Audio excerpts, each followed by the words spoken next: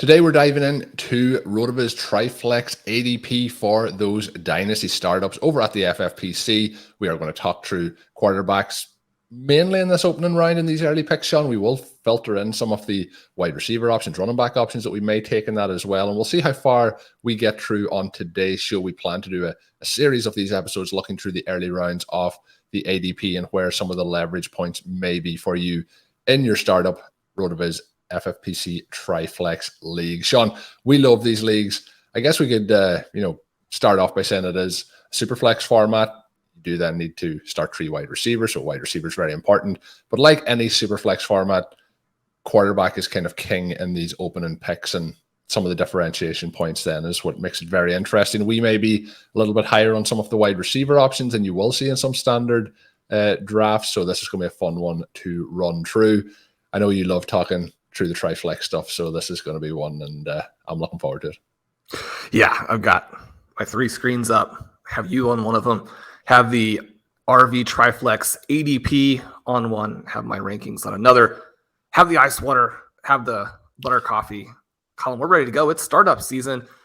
Startups have been going for a couple weeks now as the NFL draft is in the rear view. But Colm, you and I have been focusing on RV Triflex rookie drafts. Had an article up on the site last week going through all of the picks and all of those. I believe it was 70 plus picks, 18 trades, 6 leagues. So much fun. Anybody who is looking still for information on how to maneuver within the various tiers of rookie drafts, that's available. Colm, I'm also excited because Bjorn Yang Barnett, who did a great job the last 2 years with the in-season content. He was our waiver guy last year. Obviously, waiver is always the most popular article in the in-season. He did advanced stats for wide receivers the previous year. Just absolutely love Bjorn's writing. He's got an article coming out on startups, on dynasty trade value, looking at the positions against each other. You'll really want to check that out. So it was a good week to get into some of this dynasty rankings information. Obviously, those of you playing best ball, we had a draft and a bonus show over the weekend looking at a variety of ways to play those underdog best ball leagues. So we're moving back to dynasty today. Colm, we had a question from a listener that ties directly into what we're going to be discussing today. We're going to be discussing Wednesday, those startup values. Obviously, the quarterbacks go early. They're extremely important. This was a question about Kyler Murray. Chad asks, without necessarily trying, I've ended up with him on all 3 of my dynasty teams. Do you have any concerns with his near-term outlook and value with the Cardinals, having 2 likely very high picks and a great couple QBs there? So, Kyler Murray, controversial player. He's difficult to draft in best ball this season because there's so much uncertainty around when he'll be available and I think how that offense will look. Then Gretchen and I made a big trade with him in our Triflex league. We sent him away. We got a lot back in return. Anyone who is interested in exactly how you might set up a sell Murray trade, you can check that out looking back through the articles for the Blockbuster Dynasty Trades edition of the Dynasty Workshop. But Colm, today we're going to dive into, at the very least, this first tier. And the first tier for me stretches across most of the first round. And not surprisingly, it is comprised almost entirely of quarterbacks, but there are a few interlopers, we might call them. This top tier, and one of the things that people consistently, probably more than anything else that we've done in the last couple of years, where we get a lot of feedback from listeners and from readers that they like the tweak, is moving the dynasty rankings to a trade-based and tier-based version. So you still get the full rankings. Obviously, you get the draft grid. That's what I'm looking at. I think that's a really good way to visualize it when you can see it as a full draft with the players color-coded by position, all that kind of thing. Just visually, it's really easy to conceptualize and to deal with. We also have the tiered version, and the tiered version gives you trade values by tier. And this top tier is worth 3 round picks. Colm, we had this single monster tier at the top. And I say monster in terms of value, not in terms of the total number of players. But even within that first tier, I think there are probably 3 mini tiers. Now, this first tier is worth 3 first-round picks, but the 2 guys at the very top, I think you not just could argue, I think you would say very clearly you wouldn't trade them for 3 first-round picks. And in many cases, they're absolutely untradeable because there's really no way that you can get back enough value that, because of the way consolidation is also important with the superstars, that you could really get value back. Now, that's not to say that those trades don't exist. Pat Crane and I were able to pull off a trade for Josh Allen in our Triflex. We obviously gave a lot up, including Justin Herbert and Jamar Chase. Those are 2 guys who could factor in near the top. Now we got A.J. Brown and a 3rd-round pick back as well. A.J. Brown, another guy who is going to jump out here very early on.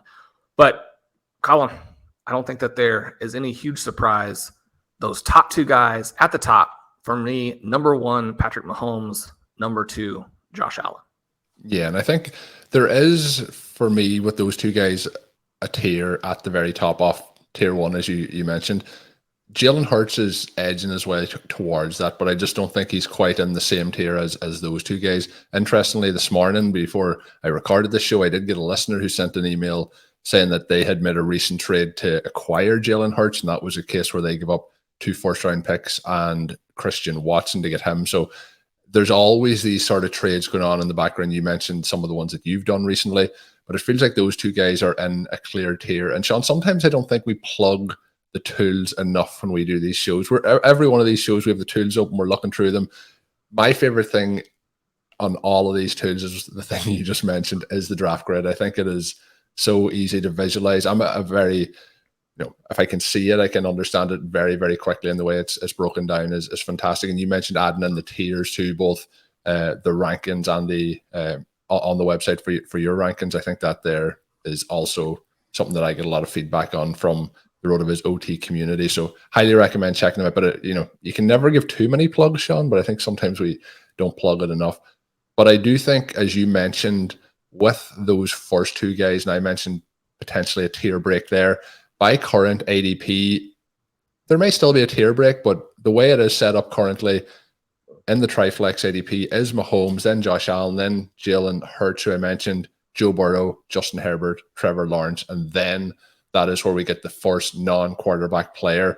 When we look, Shawn, then, and this is part of the fun of doing these shows, and we do it when we're doing our drafts at Underdog or the FFPC, comparing it to your rankings. And that's a question that the listeners always have, is how do we compare these to Shawn's rankings? Slight differences, Shawn, and the way it's set up for you. And I'm going to ask you the question as to, when you are on the clock, is this exactly the way you're going? For me, I'm very much in line with your thought process here. And that is that it's Patrick Mahomes and Josh Allen, as we mentioned. And then I mentioned the tier split at quarterback. You have that tier split by the 2 elite wide receivers. And I'm sure for the listeners listening in, they are not surprised at those 2 names. It is Justin Jefferson, it is Jamar Chase as the wide receiver 1, wide receiver 2. Then it gets back into the quarterbacks with Hurts and Burrow. We won't get into the next name that splits up the quarterback position. But for you, if you're on the clock, the 103, is it clearly a pick there for Justin Jefferson? And the other part of this, that when people are maybe in these startup drafts, we've talked about trading back being a superpower.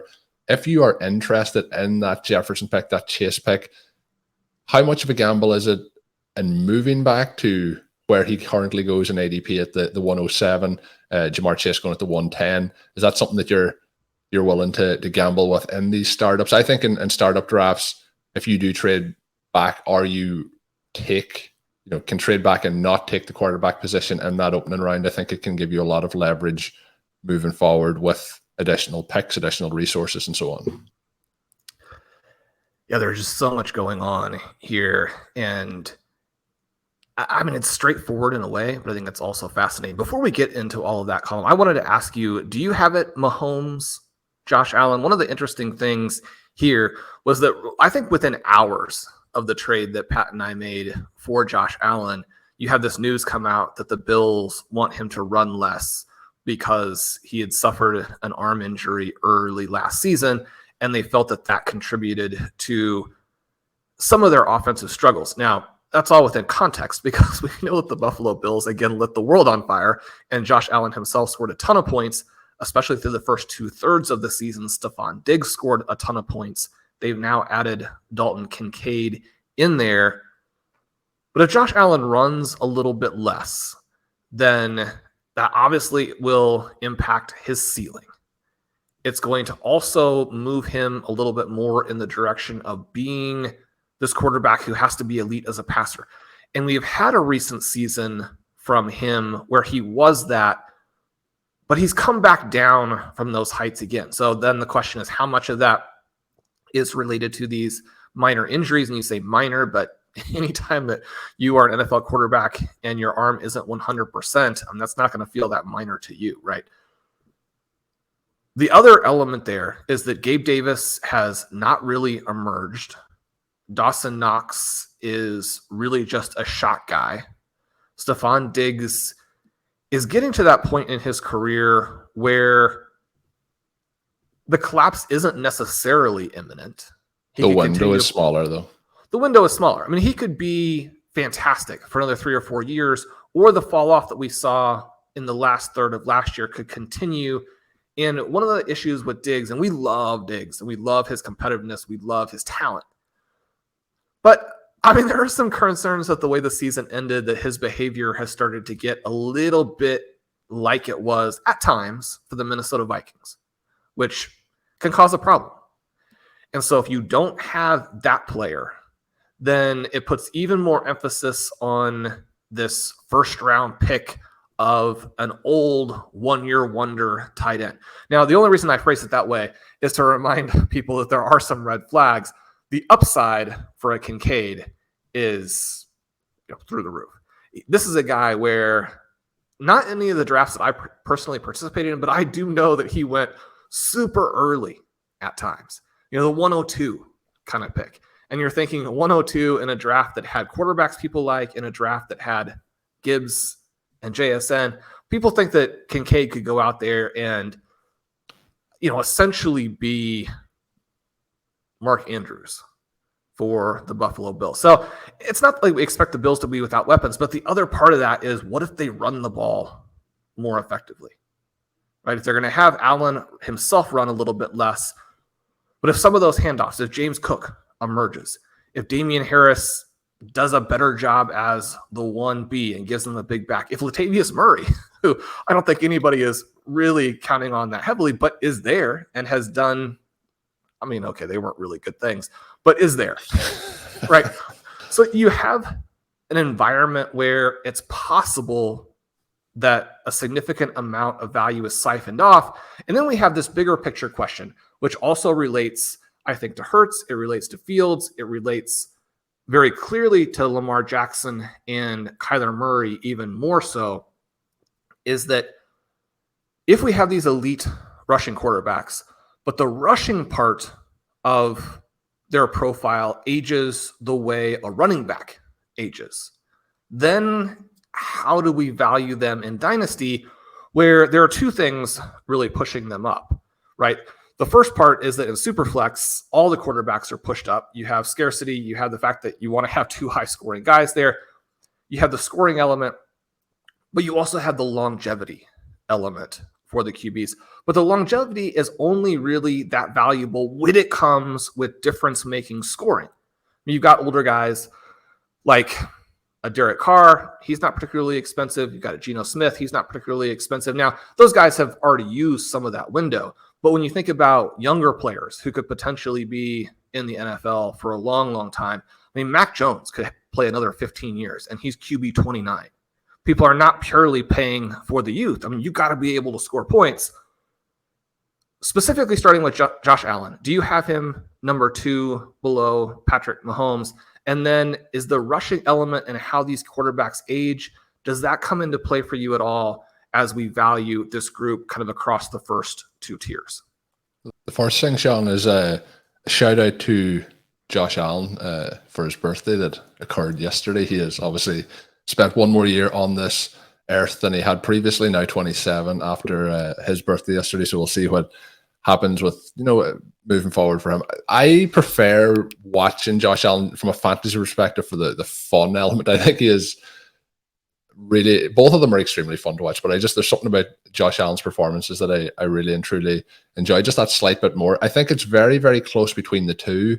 And as you were breaking it down and talking through some of the things, like obviously there is the concern with Stephon Diggs. Stephon Diggs will turn, it'll be later in the season, but will turn 30 years old this season. But then when we look at the main asset tied to Patrick Mahomes' production, that is Travis Kelce, he'll turn 34 this year. So there is concerns on that side as well. We often talk as well about the weapons that the Chiefs have and the potential limitations that could cause to Mahomes. I think with both of these guys, they're just extremely, extremely talented in multiple ways. They're not necessarily out and out rushing quarterbacks, but they can do enough to get you the points that way.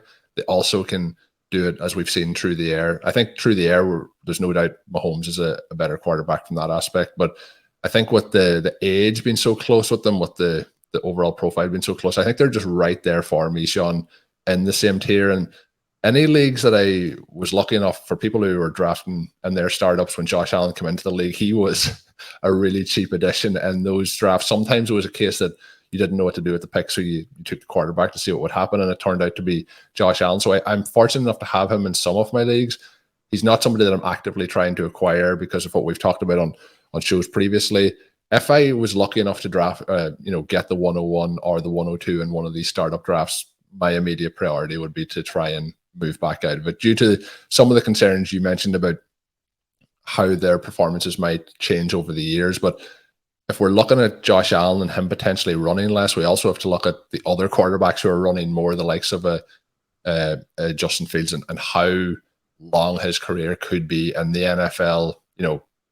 If he continues to get banged up, for example, the likes of a Jalen Hurts, who, although it was an injury picked up in a different way, missed a good chunk of last season. We have seen both Mahomes and Allen banged up for different reasons.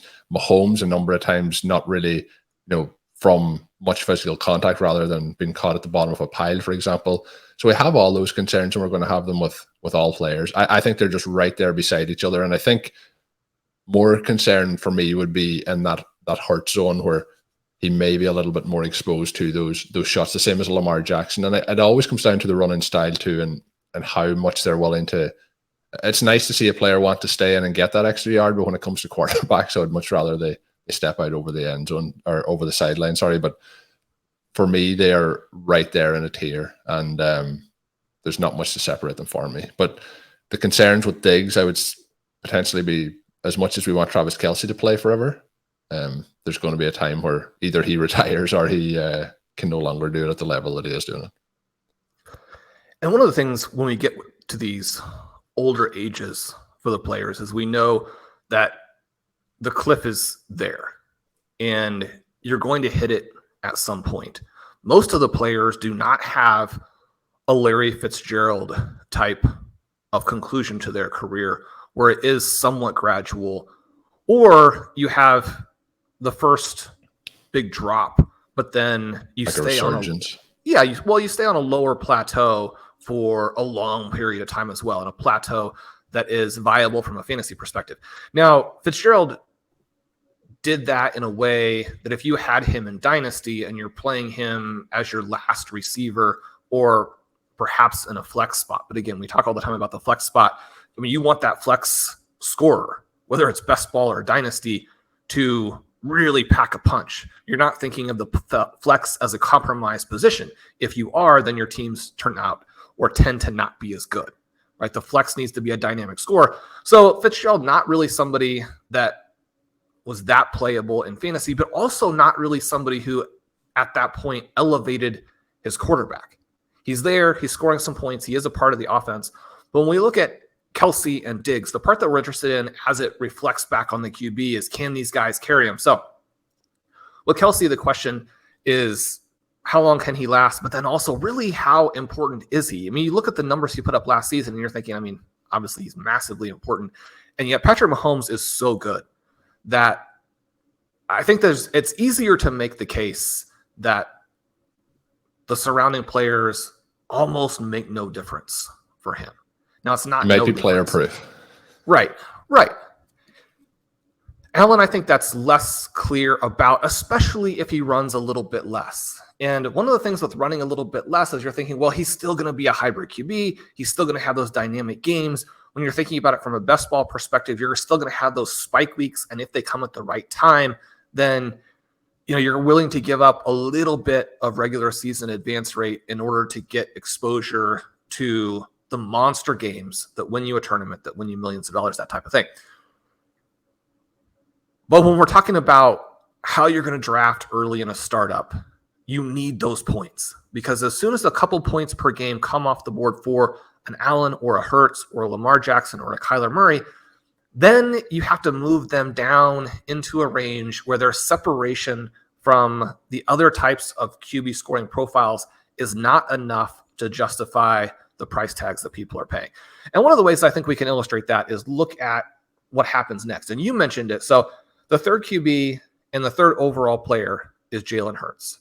I think that makes sense. When I look at my rankings, the next kind of mini tier within that tier one group, the next mini tier for me would be, in some order, Hurts, Jefferson, and Chase. The interesting thing about ADP is that that's not the way that it has it. It has Hurts 3, Burrow 4, Herbert 5, and Trevor Lawrence 6. And as you mentioned, Justin Jefferson doesn't come off the board until 7th. I think that's really surprising. And I wouldn't say absurd, but it's not right. Say it, Shawn, you would say it. It's not right. It is absurd. Okay. Justin Jefferson is a young receiver who has already put his name in the mix as a potential greatest wide receiver of all time. We have, and just to go on that, we have seen some players tail off, whether it's injury or not. Odell started that way.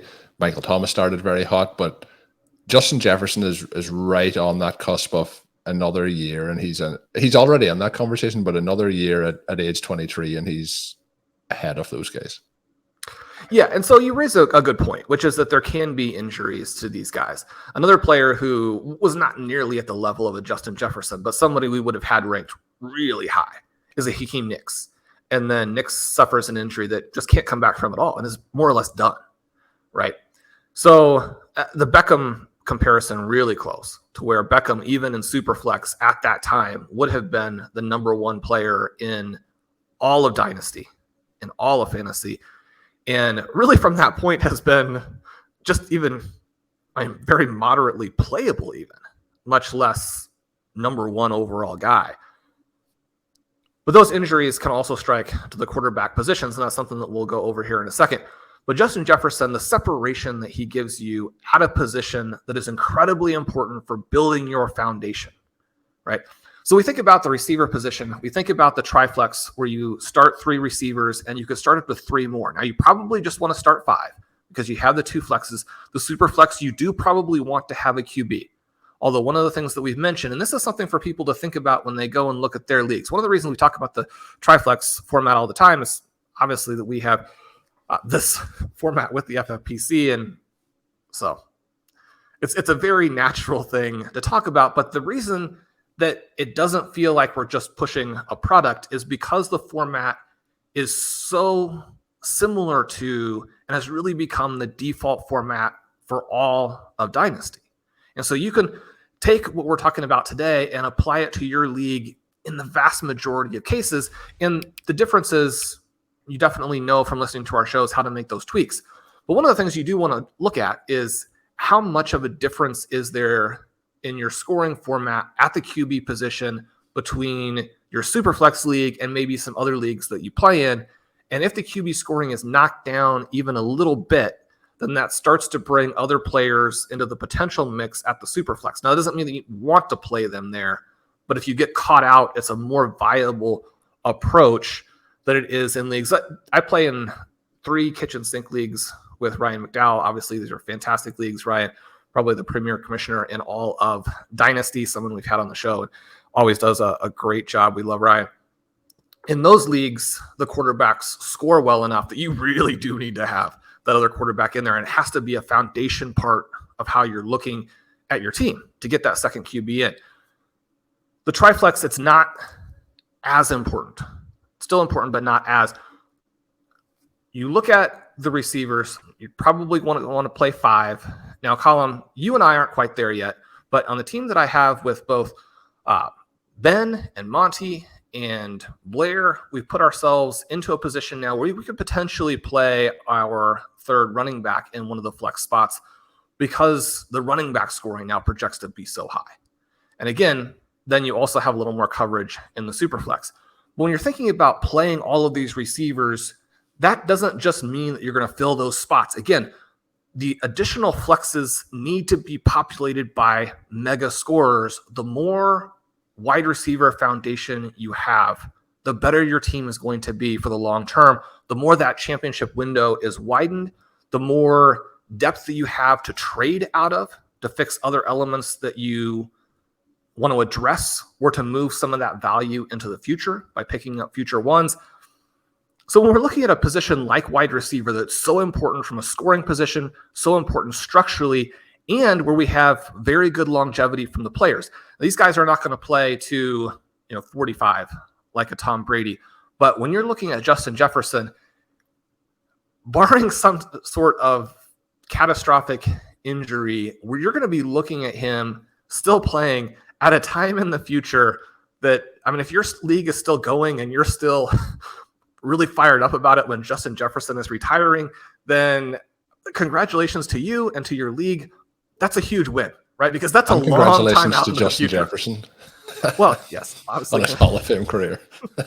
Congratulations to Justin Jefferson. We love Jefferson. I think that for me, he's number 3. You could argue for Hurts in there, but Jefferson and Chase right behind him, those are the next 2 guys that I want. And that's one of the reasons we were able to do that Josh Allen trade. And that's one of the reasons why I already vaguely regret it, is that you have a guy in Chase right behind this quarterback that we just talked about.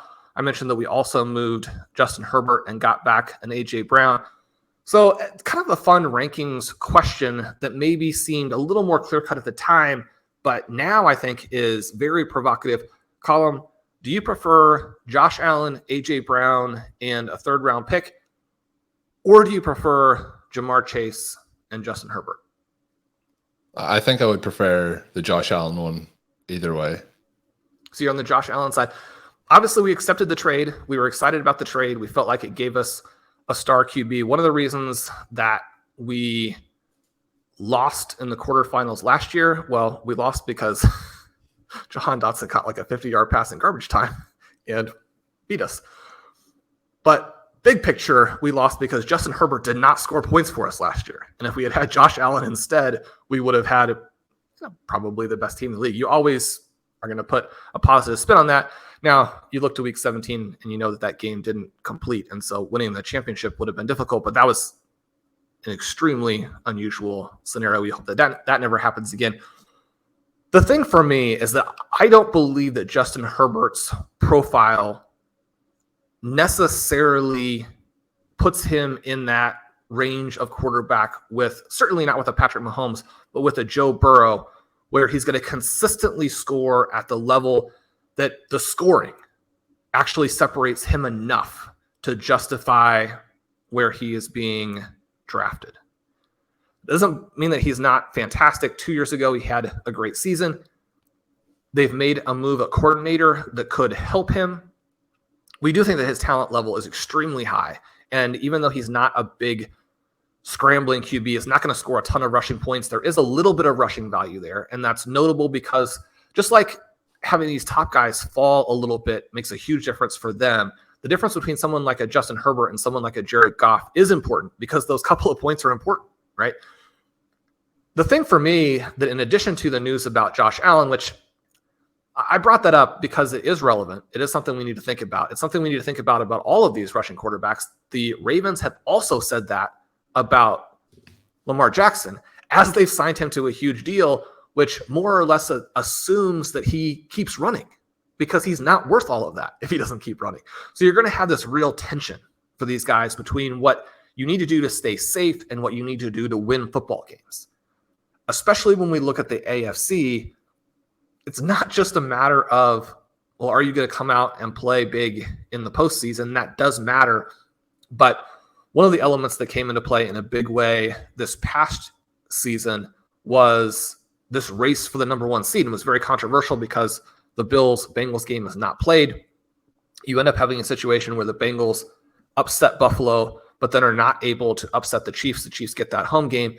When you're looking at that battle for the top seed in the AFC, which is just going to make it so much easier to advance.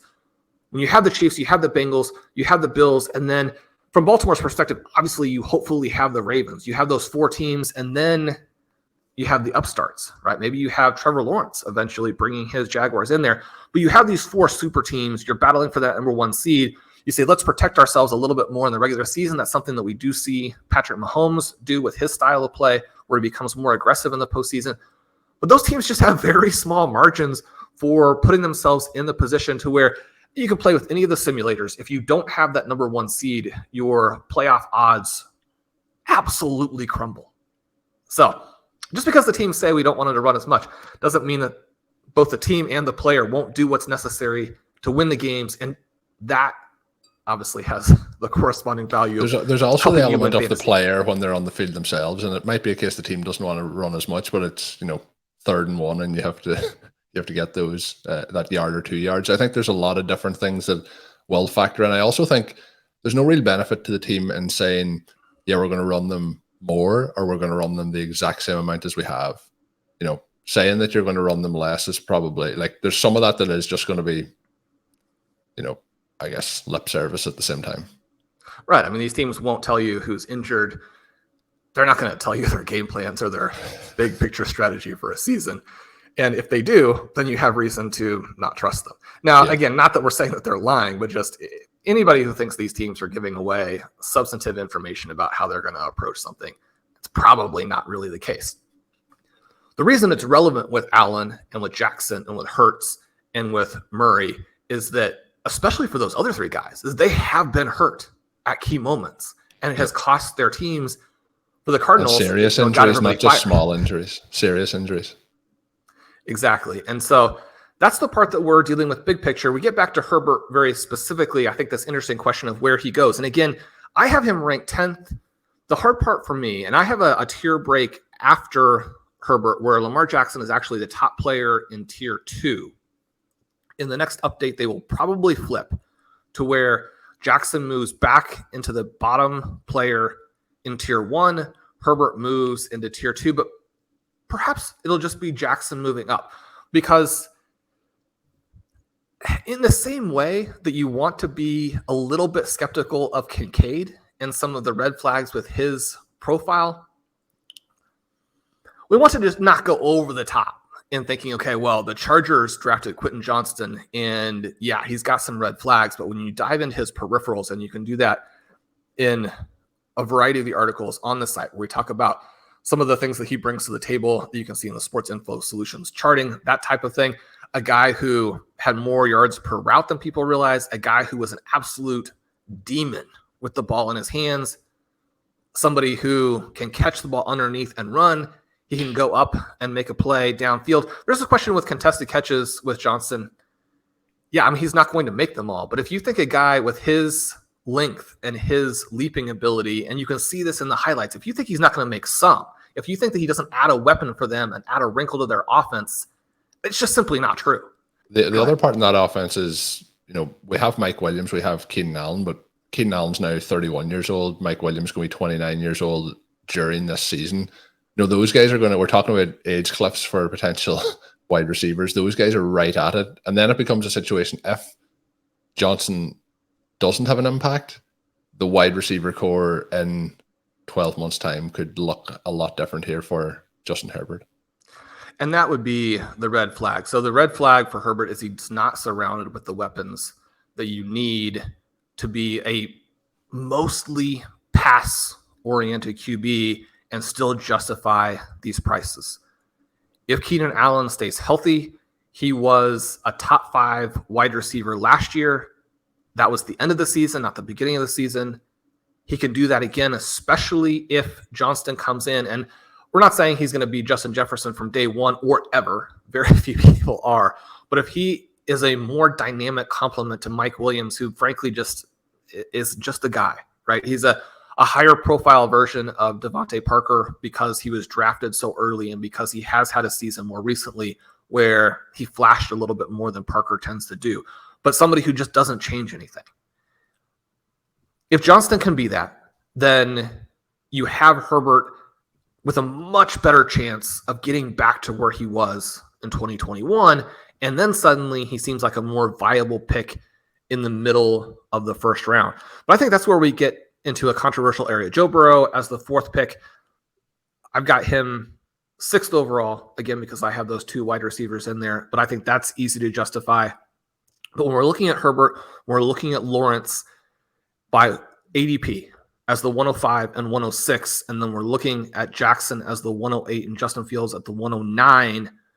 Those are tricky because with the pass-oriented guys, we don't know that their weapons are strong enough. And Lawrence, similar to Herbert, maybe even with a little bit more, or even though he's not a hybrid QB, that little bit of rushing value that he does give you is meaningful. It does put him in this range. I have him as the 109. And so I don't think that he is, big picture, not off by hardly anything, but I would select him slightly later.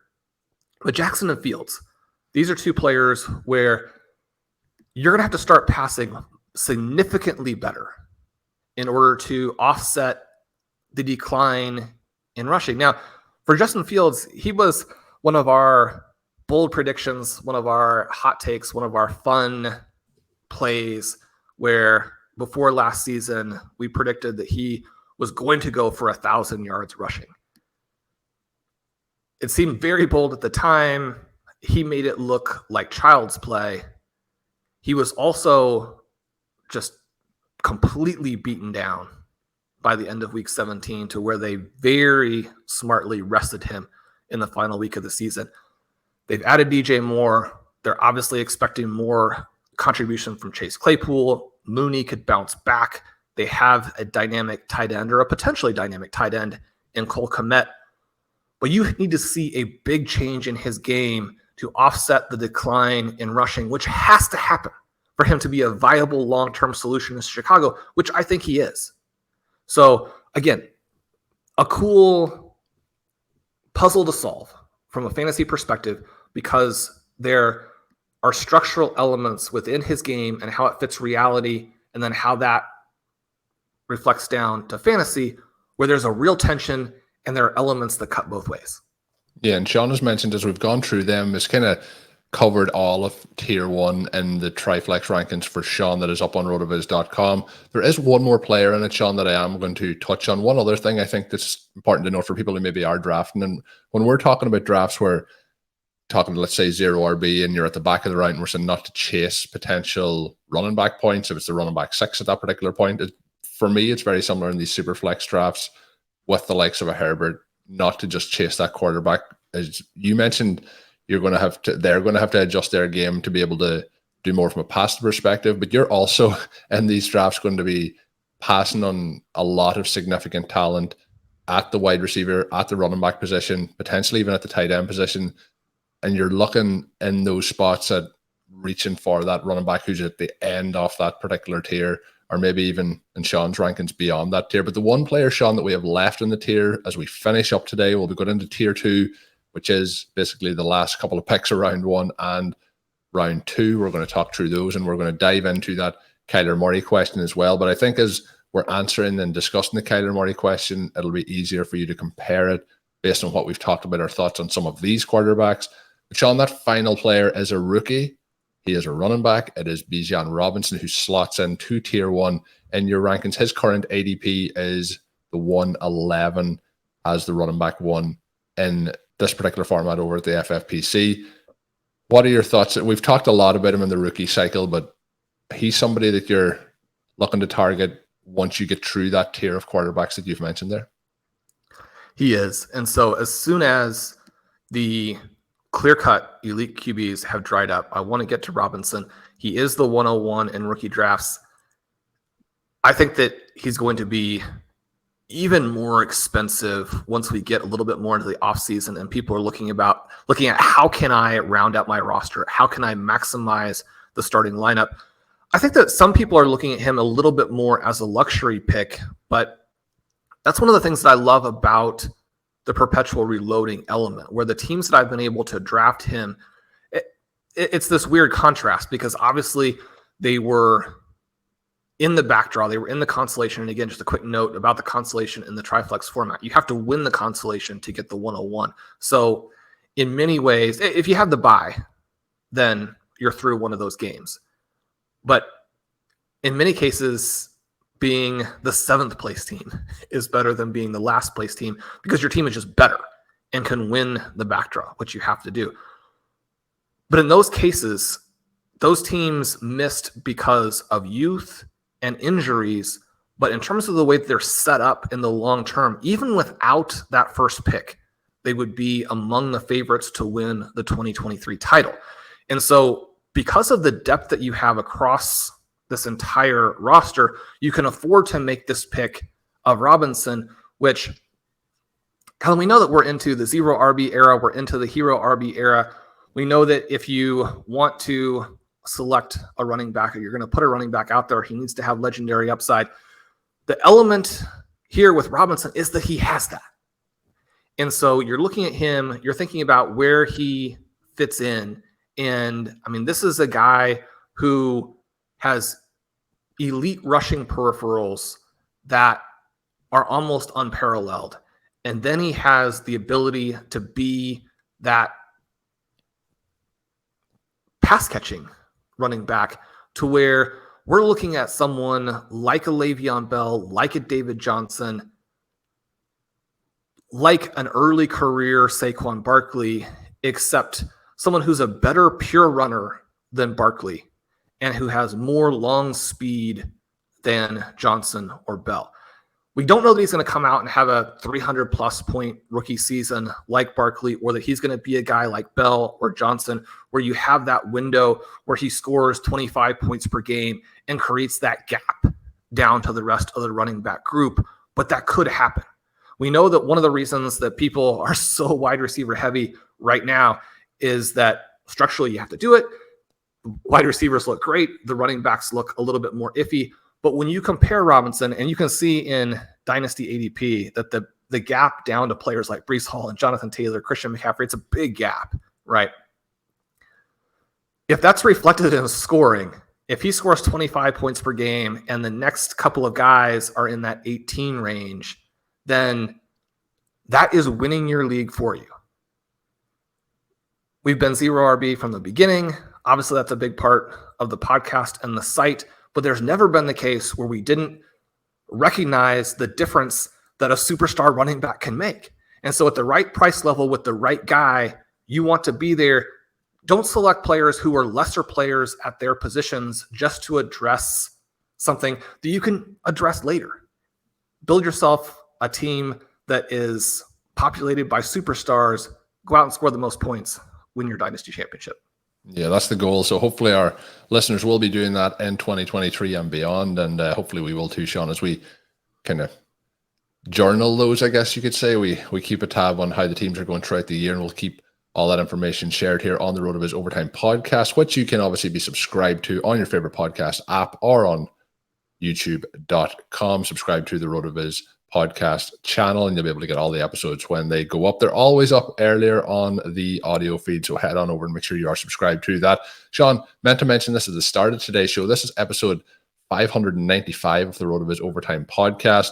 We will probably hit episode 600 next week, so we'll probably talk more about that on an upcoming show. But fun times as these landmarks continue to fly in at a rapid rate. But until we are back on Wednesday to talk through Tier 2 and that second round for Dynasty ADP in the Triflex format, my name is Colm Kelly. You can follow me on Twitter at @OverToMarlin. My co-host is Shawn Siegele. You can check out all his work, his rankings, and so much more on rotoviz.com. And until we are back, have a good one.